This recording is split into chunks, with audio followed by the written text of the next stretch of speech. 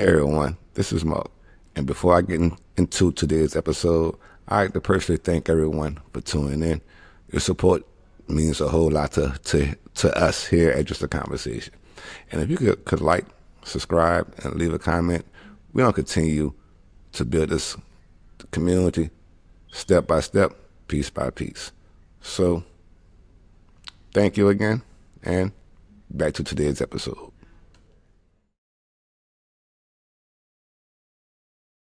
In every person's life, when they must face the bitter truth, efforts alone does not guarantee understanding, healing, or love.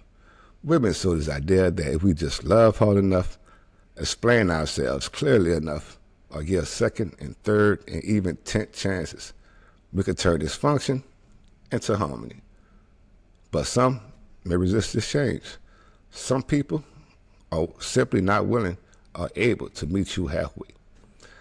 Let's look at the idea you can't fix stupid. It's not about intelligence. It's about a mindset. A willful ignorance, choosing not to grow, refusing to listen, clinging to harmful beliefs, is a form of emotional immaturity. It's frustrating watching someone sabotage their own life and blame everyone else for it. But no amount of reasoning, pleading, or sacrifice can drag someone into clarity who is committed to misunderstanding the world. At some point, continuing to help them is no longer kindness, it's self-neglect. Then there's toxic behavior.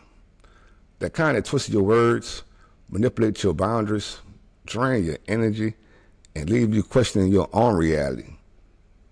You can't heal someone who refuses to look at their own wounds.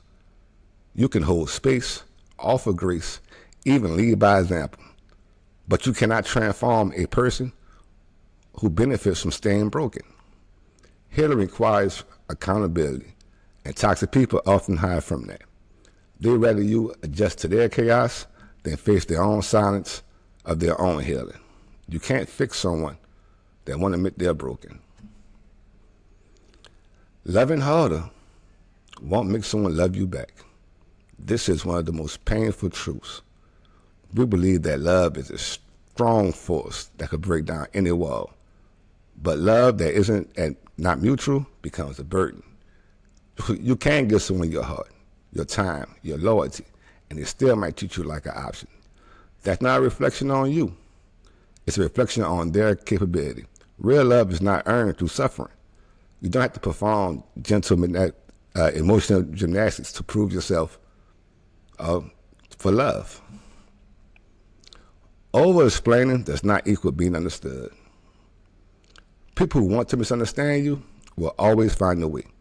You can speak your truth calmly, passionately, even with diagrams and bullet points, and they'll still dismiss you. That's because being understood requires the person to be open, willing, and in the present. You're not responsible for somebody else's emotional limitations. At some point, continuing to explain yourself becomes basically begging, and that's not your job. The truth is, many of us waste years trying to fix what was never our problem to fix. Heal what we didn't break, and earn love in places that we are supposed to learn. Growth means learning to walk away, not because you stopped caring, but because you started to care about yourself and realize that self-respect sometimes look like silence, distance. Let people sit in their own mess, not out of revenge, but because your peace is too precious. So, no, you can't fix stupid. You can't heal toxic. You can't love someone into loving you. And over-explaining yourself won't get you misunderstood, but you can choose you. You can choose clarity over confusion, peace over drama, truth over delusion. And you can walk away knowing that sometimes the most powerful thing you could do is just stop trying. And I'm out. When we think of dangerous addictions, we picture dark alleys, trembling hands, a desperate soul chasing the next high. We imagine crack cocaine, a drug notorious for ruining countless lives and destroying entire communities. But what if I told you the same level of destruction is happening right in plain sight, right in our hands, growing in pounds of millions every day? Social media, in so many ways, is just as bad as crack cocaine, and perhaps even more inducive. Cocaine hijacks the brain reward system, flooding it with dopamines, the chemical that make you feel pleasure. Over time, your brain becomes dependent and always craving the next hit and willing to sacrifice anything to get it. Social media operates on the same exact principle. Every like, every comment, every new follower triggers a small urge of dopamine, creating a loop of pleasure and craving. And we keep coming back mindlessly, refreshing, unable to put the phone down, and even when we know we should.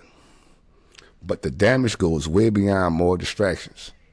Social media addiction can endure over self-esteem, distraught over perceptions over reality, and leave us feeling more isolated than ever. Just like a drug addiction needs strong doses to feel the same high, we need more likes, more followers, more attention to feel more valued. And just a little addiction, withdrawal symptoms, feel anxious, irritable, empty, the connection from other worlds. Moreover, both crack cocaine and social media exploit vulnerabilities. The drug preys on people looking for escape their pain, stress, hopelessness. Social media preys on our human nature for basic connection and validation. But instead of offering us real connection, it feeds us isolated illustrations, highlight reels, photos, short happiness. Worst of all, social media addiction, socially accepted and even encouraged, we praise constant connectivity, idolizing influencers, equating busyness online with a successful life. We have normalized an addiction that eats away at our mental health, productivity, genuine relationships. Unlike drug addiction, who often warn and stun, social media addicts are rewarded, celebrated, and rarely told to stop. Of course, social media isn't a physical chemical. It doesn't leave needle marks or cause physical overdose, but the psychological scars it leaves can be just as deep, just as dangerous. Depression, anxiety, self-harm, and even suicide are at risk among those who spend the most time online. When our entire sense of worth and belonging depends on the algorithm, we lost touch of who we really are. So perfect bodies, constant happiness, flawless skin, luxury lifestyles, effortless success, perfect relationships, always productive, always motivated, picture perfect homes, endless social lives, total confidence, vulnerability, erotic travel, food, fitness, results. None of it's not real. In the end, whether it's a pipe or a phone, an addiction is an addiction.